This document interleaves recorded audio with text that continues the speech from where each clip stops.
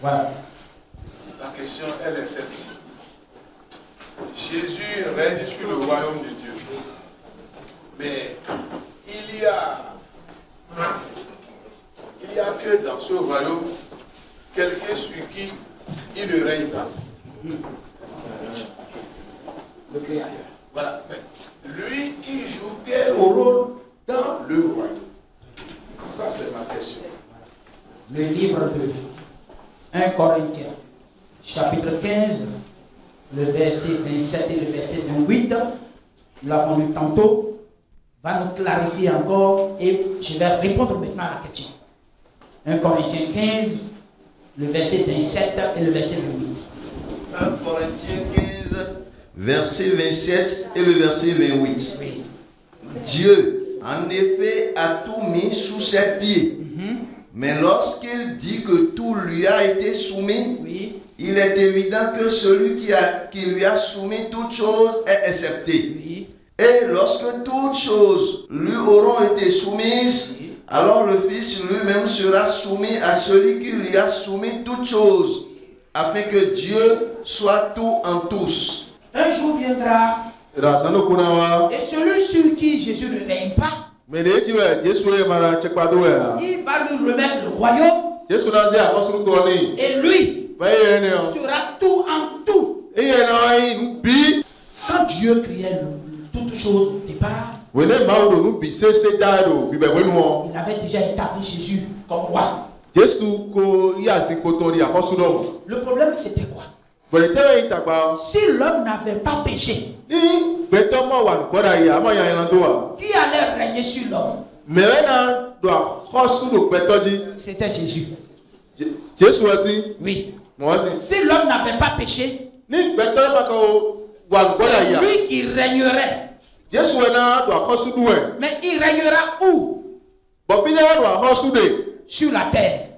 Est-ce que vous comprenez maintenant? Parce que le péché est venu, il est descendu mener son combat pour reconquérir le cœur de l'homme. Et un temps viendra, le royaume spirituel, nous sommes dans un royaume spirituel maintenant. Et il est en train de régner sur ce royaume de façon spirituelle. Mais quand il va mettre fin à ce système-là, il va installer maintenant le royaume de façon physique. En ce moment-là, il n'y aura plus des bas-fonds, il n'y aura plus de goudron, il n'y aura plus ces immeubles-là, il n'y aura plus de banques, il n'y aura plus d'hôpitaux, il n'y aura plus de prisons. Il va renouveler toutes choses. Et le règne de Dieu sera unique sur tout. Jésus sera le roi de l'univers, un peu comme David l'a été sur Israël. Le trône de David lui sera passé. Lui maintenant il est parti, il revient bientôt. Nous sommes en train, je vais en parler tout à l'heure, nous sommes en train de le propager, de parler de lui, de par le monde aujourd'hui. Parce que quand il sera de retour là, c'est pour régner éternellement, physiquement. Celui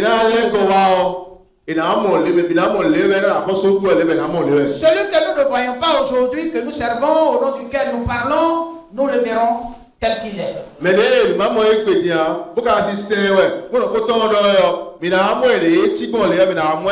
Et tous ceux qui régneront dans ce monde-là, nouveau-là,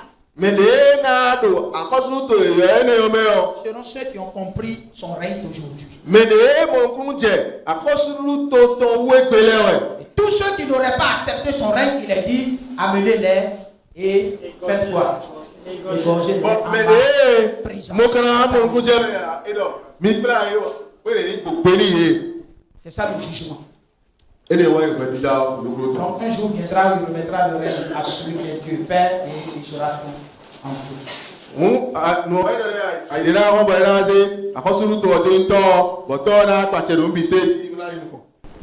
S'il n'avait pas de péché, ce serait Jésus qui régnera.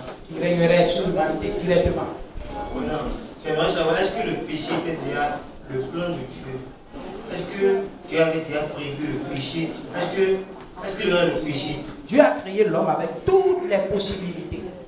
S'il dit, je crée l'homme à mon image, selon ma ressemblance, je vais le créer avec un mécanisme indépendant, ça veut dire qu'il peut m'obéir comme il peut ne pas m'obéir.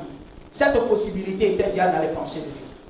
Alors, c'est quand il a créé l'homme dans le jardin que les choses se sont passées, qu'il y a eu la certitude maintenant des choses, que le plan B du rachat, de la rédemption qu'il avait dans Genèse 1, verset 26, est venu en application. Donc ce n'est pas lui qui a prévu ça, ce n'est pas lui il n'est pas l'auteur du péché. Mais créant l'homme comme ça, il a pris des dispositions pour racheter l'homme au cas où l'homme pécherait. Parce qu'il arrive que Dieu fasse quelque chose qui ne réussisse pas. Tu comprends? Le prophète Jérémie a dit que le premier vase qu'il fit ne réussit pas, comme il arrive à l'argile dans la main du potier. Donc, ce n'est pas le potier qui a gâté le vase, mais le vase ne réussit pas dans sa main. Et le prophète Ésaïe, lui, dans le chapitre 5, le verset 4, lui dit maintenant, que reste-t-il à faire à ma vie que je n'ai pas fait? Pourquoi quand j'ai espéré qu'il donnerait de bons raisins, en a-t-il donné du mauvais? Donc, tout ce qui est la possibilité de Dieu à faire à l'homme, parce qu'il a créé de façon indépendante, le mécanisme devait fonctionner aussi de façon indépendante et prendre sa décision. Dans le livre de l'Apocalypse, Oui. on a vu dans la révélation que le trône de Dieu est unique là-bas. Et que Jésus dans la gloire était assis sur le trône de Dieu là-bas. Mais dans Éphésiens 1, verset 23, Jésus est le chef suprême de l'Église. Et dans le livre de 1 Corinthiens, dont vous avez étudié tout à l'heure, vous avez dit que quand Jésus va finir de régner, Jésus va remettre le règne à son Père. Et Dieu va régner en tous, comme il est écrit là. Maintenant, je voulais poser la question pour savoir, quand Jésus va remettre le règne à son Père, où serait Jésus en ce moment? Ok, merci. Où serait son trône? Il y aura deux trônes. Quand on parle de trône là, c'est toujours le système. On parle du système de gouvernance. J'ai dit tout à l'heure que le monde va redescendre sur la terre. Et le plan premier de Dieu pour avoir créé Adam et Ève là, aura son accomplissement sur la terre. Et toute la terre sera remplie maintenant de gloire et de justice. Jésus-Christ sera l'unique règne, le roi, qui gouvernera le monde physique. Le monde en des anges continuera à régner, à exister, n'est-ce pas? Dieu continuera à exister, n'est-ce pas? Alors, sur la terre, le monde, selon la pensée de Dieu, va maintenant devenir une réalité. En réalité, c'est comme ça. Et le texte que tu as lu dans Apocalypse, il n'est pas dit que Jésus était, il est dit, je vis quelqu'un assis sur le trône et l'agneau. Il est dit, et l'agneau. Il n'est pas dit, il n'a pas été dit virgule. Hein, c'est et. Il faut relire. Tu vas voir qu'on a mis et l'agneau. Tu comprends?